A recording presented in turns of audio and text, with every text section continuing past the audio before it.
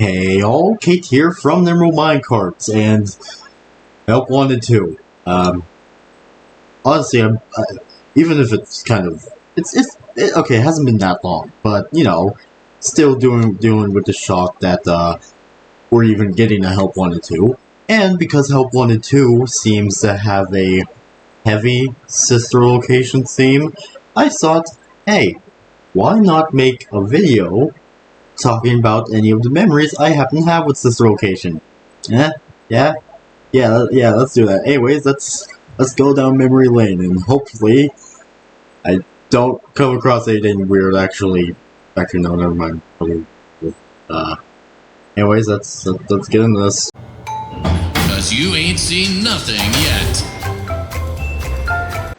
So yeah, we actually have to go all the way back to FNAF 4. You're probably curious, what does this have to do with sister location? Well, that's because back then, I thought, oh, the Nightmare Animatronics will be able to have their faces open like the Funtime Animatronics.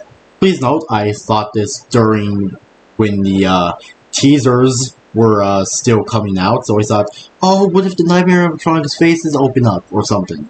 Obviously, when the game came out, I was proven wrong, but after FNAF World Update 2, the sister location trailer came out, and I was very happy to see that I guess the theory I had would be true for the sister location animatronics. Because obviously, if you've played sister location, or have seen anyone else play it, you would know that the Funtime animatronics, their faces can open up. Which is really weird how Scrap Baby's face can't open up in Pizza Sim. Like, I don't get that. Why? Like, she has faceplates. Why don't they open? Like, seriously, it's confusing. But, yeah, getting back on topic, yeah, I was amazed when I saw the face plates open up. And I remember showing, like, one of my friends, like, it was this jump scare compilation of, like, official FNAF games and fan games, and when the Ballora one showed up, the priceless shock look he had, mwah, priceless. It was just amazing because, like, this was basically new for a jump scare in the FNAF series, because obviously the jump scares before sister location, they were just like a basically normal jump scare. Either they just pop up in front of you or lunge at you, but none of them ever had their faces open up where you could see their endoskeleton. So, you know, quite like that. Ah, man. Night 5. Where things change, and when you have to check on Ballora and Funtime Foxy, you see 2 hanging bodies. Okay, now if you are morbidly confused what I'm talking about, so basically, when you start up Night 5, and you have to check on Ballora and Funtime Foxy, instead of seeing Ballora and Funtime Foxy, you see the 2 dead bodies of 2 technicians. Specifically, their bodies hanging. Which, honestly, you know, I'm gonna be honest and say that that was one of the darkest moments in the FNAF series. Because, again, really the first time we've seen something like that in the FNAF series. So, yeah, after that, major shock of seeing that, you had, like, this will lead to 2 endings. The true ending and the false ending. The true ending, okay, yeah, spoilers. But yeah, the true ending leads you to the scooping room, where you see the destroyed animatronics and Innard behind the glass. You get scooped and you get controlled / possessed by Innard. So, yeah, you basically get your body snatched. Even if technically you're still inside it because of what you're shown during the custom nights. Yeah, we'll get to that eventually. And then the other ending, which is the false ending, leads you back to a FNAF 1 styled minigame / boss fight against Innard. Which is I honestly I like the false ending because it's like it ends as like any other night where you're like back home watching TV and then you see like innards slowly crawling over to you, and I like there were comments about it, but I just like to think that like this ending is like it's like Michael decided to like keep Innard as like a friend or like even funnily enough maybe a house pet or something. Actually, just imagine like going over to someone's house, like they say, "Oh yeah, I got this new house pet," and what you see instead of like a cat or a dog or a lizard or some sort of normal pet, you just see this 7-foot animatronic clown thing. Like honestly, I wouldn't be afraid, but I would definitely be afraid of angering it. So, there's that. Oh man. But now, let's talk about custom nights. Oh boy. Oh man, I remember when this game mode came out in December. But yeah, custom nights, which takes place in the private room, which is the office where you had that minigame / boss fight against Innard in the false ending. So we get returning characters, but we also get some new characters. Let's go over the returning characters first. Funtime Freddy, Bonbon, Funtime Foxy, Biddy Bab, Mini Renas, and Ballora. Which you're probably surprised. Wait, why is there no Circus Baby? Honestly, I don't know. Maybe lore implications because she gets separated from Innard in the next game or something. I don't know. Oh man, it's confusing. But now let's get to the new characters. Yendo, who is, well, basically just a Funtime Freddy endoskeleton, and also a really underrated FNAF character, aka he does not have that many merch. Bonnet, which is... Okay, here's the thing. There's a bunch of people who say Bonbon is a boy, but there's a bunch of people who say Bonbon is a girl. Honestly, if you like to say Bonbon is a boy or a girl, I don't care. Or hey, if you like to say Bonbon is gender fluid, then hey, pretty based take. But yeah, so for consistency, yeah, Bonnet is a pink female recolor. Then we have Funtime Lolbit, or known as just Lolbit, which you may remember. Lolbit is from FNAF World, which means they're not canon. But in FNAF VR, Lolbit became canon, so let's just say it's a character between canon and not canon. Then we have Electrobab, which you probably may have a few ideas of what this character affects. Then we have Mini Rena 2. So, yeah, the Mini Renas, they basically, like, some of them can, like, cover up your screen, and it's really annoying, and you can't get rid of them, so, basically, the worst part of, Sister Location's Custom Nights.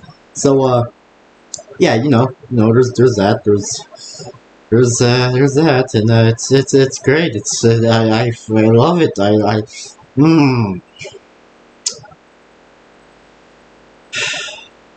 I'm alright.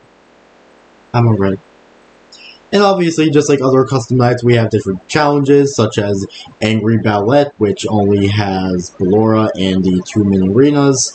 We have Freddy & Co., which has Funtime Freddy, Yendo, Funtime Foxy, and Bonnet. Then we have Funtime Frenzy, which has Funtime Freddy, Yendo, Funtime Foxy, and Lolbit. Then we have Doll's Attack, which has Bonnet, Biddy Bab, Electrobab, and Mini Renas. Girls Night, which has Ballora, Funtime Foxy, Bonnet, Biddy Bab, and 2 mini arenas, which you may be thinking, but Kate, isn't Funtime Foxy shown as a male? Well, here's the thing.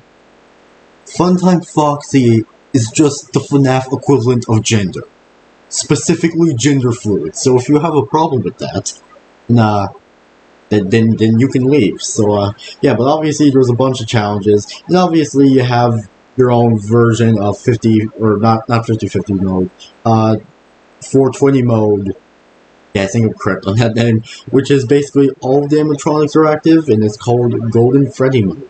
So yeah, but now, let's talk about the cutscenes we get after you beat one of these challenges. So basically, when you beat a challenge, you get a little 8-bit cutscene of Mike walking out of the pizzeria that happens to be above the underground pizzaplex, and as we see, there's a bunch of people who seem to like him, so Mike seems to be quite popular.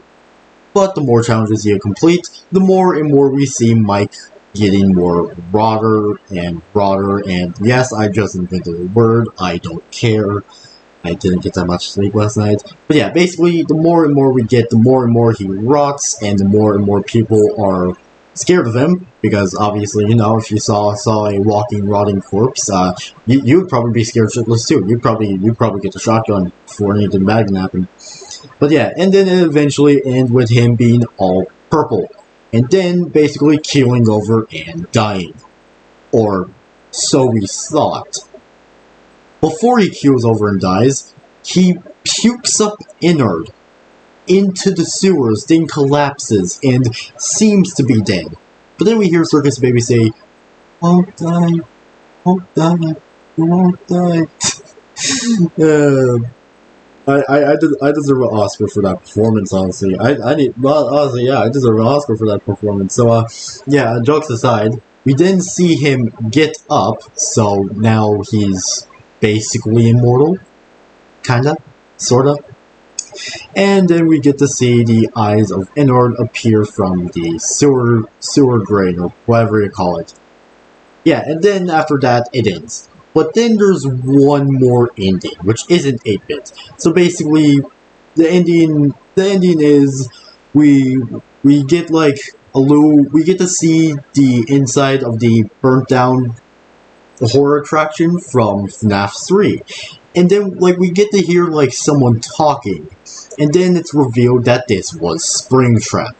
Now, at first, me and a bunch of other people thought that this was actually Michael. That Michael was actually Springtrap. And in the next game, we would see Michael take on William Afton. Springtrap versus Springtrap. But obviously, that's fake. But just because I say that, doesn't mean there was a lot of speculation. Like, I remember back then, like, in 5th, yeah, somewhere around 5th grade. But yeah, I remember in, like, somewhere around 4th or 5th grade, there was, like, someone who said, oh yeah, there's, like, a secret cutscene in FNAF 1 where, like, you can see Mike become Springtrap or something. Obviously, that's fake, but because I was a child, I thought it was real. Obviously, it wasn't real, and honestly, when I think about it, I just think, I kind of wish I was real. But yeah, so, but hey, no worries.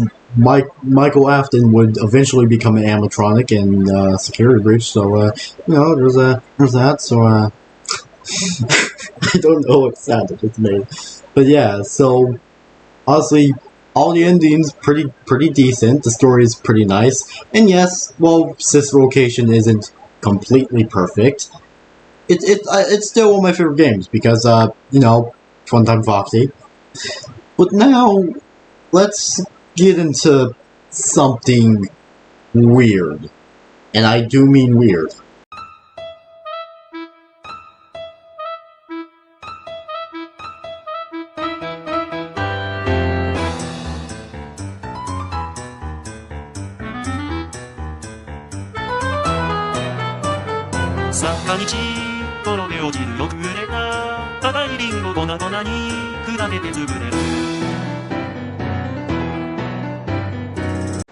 Now, you're probably curious, Kate, what the fuck was that? Well, allow me to tell you. So, does anyone remember the FNAF artist called Mobox or Goldbox? Yeah, remember like before they were discovered to be like a very, very disgusting, shitty person? Well, yeah, back then, like this was This was before Sister Location came out. Wait, this was way before Sister Location came out. This was in like May 27 of 2016, and like what Goldbox did was make a animation for some song called Crazy Clown, and it's Sister Location themed. And as you saw from the clip I showed, yeah, it's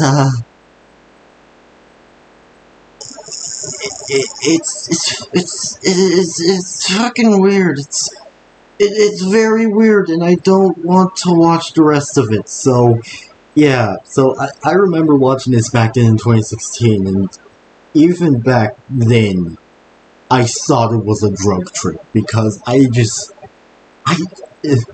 I guess you could say it's artistic, but I don't know. It's just so many memories have been unlocked just by looking at this video. This video is 7 years old. It's going to be a lot older soon. Oh my. Okay, so yeah, there's a reason I saved this one for last because it's so fucking weird. Like, this is what happens when I don't get that much sleep. Dear Lord. So yeah, those were some of my memories I have with Sister Location. So in the comment section below, tell me your memories with Sister Location, or any other FNAF game or fan game you have, because again, I like the interaction and I like reading the comments. So yeah. So anyways, that was it for the video. Make sure you all subscribe and like for more, and I'll see you all later. Peace out, home guards, and goodbye.